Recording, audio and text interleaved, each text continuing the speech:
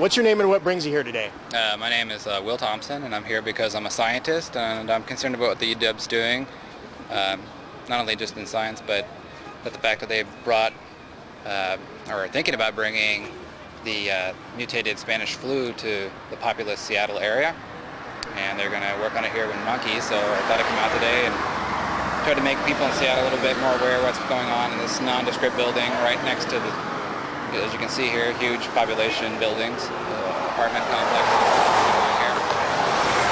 And so that's why I'm here today. All right, and my understanding is that they're going to be working, spraying it, aerosolizing it on numerous monkeys at this facility. Is that right?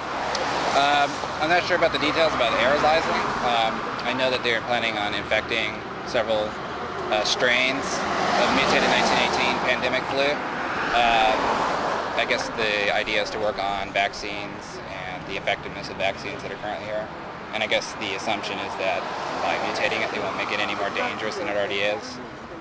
And I'm a little concerned about that. And so are other people in the community. I know that I believe Mayor Sim or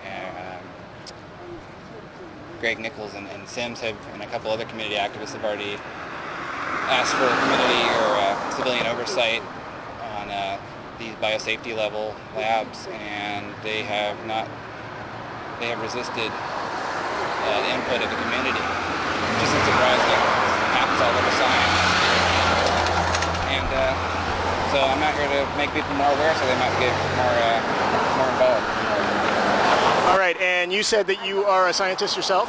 Yeah, I have 2 degrees in chemistry, organic synthetic chemistry, and the reason I get involved is because I think that science has chosen bad science policy by choosing animals as models strictly, and I think that's pretty clear by the number of unsafe medicines that are getting out, and the fact that sort of medical discovery has been reduced to a crawl now, not only alone just for choosing animal models, but also for the sort of publish or perish model that universities like to have. And it's a big risk to take a big step, a big leap forward if you can't publish a paper out of that and you have a publish or perish mentality. But I think that we need to change our strategy and pick human models or human-based models, and I don't think animals are close enough. All right, so what do you think about having more citizen input into the directions that science takes in general? I'm very for it. When I became a scientist through an undergrad, and then as I studied in my doctoral program that I was in, you sort of taught how to argue your point, not about whether you're right, but just whether you're right or wrong, but more of can you gather the facts to support something. And they kind of breed a hubris into you, and in that sort of hubris, nobody outside of your discipline, either you be a chemist, a biologist can't tell you what you know, and that certainly applies to people in sort of the civilian aspect of a non-scientist. They definitely try to exclude any input and say that anyone's ignorant. Well, here it is. Maybe I don't know about vaccines or about monkey biology, but that doesn't exclude me as a citizen from bringing it to my city and potentially exposing everybody I love or everybody I know to this disease.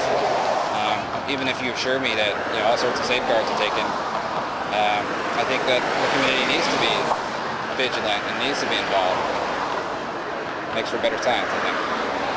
Tell me your name and what brings you out here today. I'm Diane, and I'm here because I'm against animal research.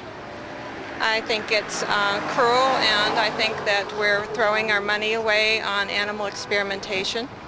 I think that there's a lot of better ways of solving health problems. And what's your response to people who say, well, we have to experiment on animals, otherwise we won't come up with those great cures for people? I think that they're totally wrong. I think that there's a lot of dread diseases such as cancer and heart disease that have been around for a long time. A good part of it is our due to what we eat and our lifestyle. I've seen statistics that you can reduce your risk of heart disease by 35% by a vegetarian diet. You can reduce your risk of cancer by 40%. So that is a lot better than any of the other cures that they've come up with. So do you think it's safe to say that our particular health system tends to focus on cures rather than looking at the causes? Yeah, it definitely. We're looking at quick fixes, and they've spent billions of dollars on cancer research. They have killed probably millions, maybe even billions of animals, and we have very little to show for it. Both of my parents died of cancer at a very early age, and people are still dying of cancer today. So as far as I'm concerned, they've accomplished very little. Tell me your name and what brings you out here today. My name is Claudine Erlandson, and I'm here today to protest the treatment of animals in experiments. It is a form of abuse, and it is very arrogant to think that we can use these poor animals to find cures, because that hasn't been proven, and there are so many alternatives to be used. And this is why I'm here today, is to protest their treatment, these horrors that they perpetuate on these innocent animals, all types of animals.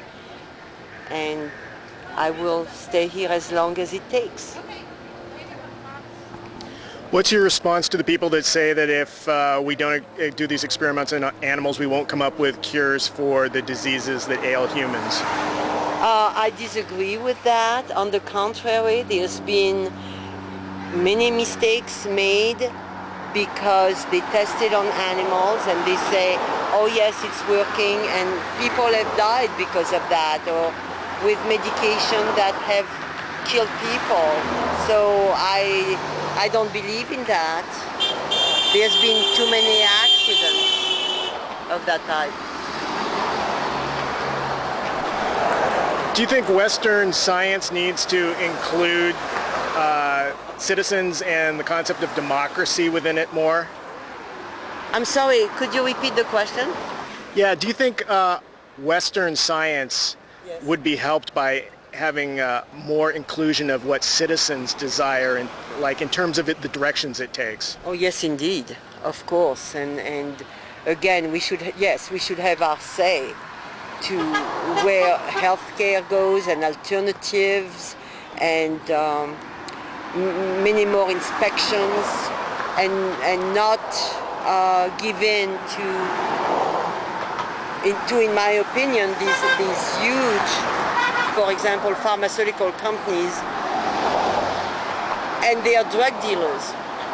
And on television, for example, they will give these ads of this will cure this and that, and it's only a reason to make more money. And I don't think this is something that we should go for at this point. Tell me your name and what brings you out here today. My name is Nancy Farnham, and I'm very concerned about all the killing that's going on here, the torturing. This has been like a silent Holocaust for years, and it's time people spoke out about it. This is a bare, unmarked building, and they don't deserve to do this in anonymity. They should be exposed for what they're doing, and that's what we're here to do.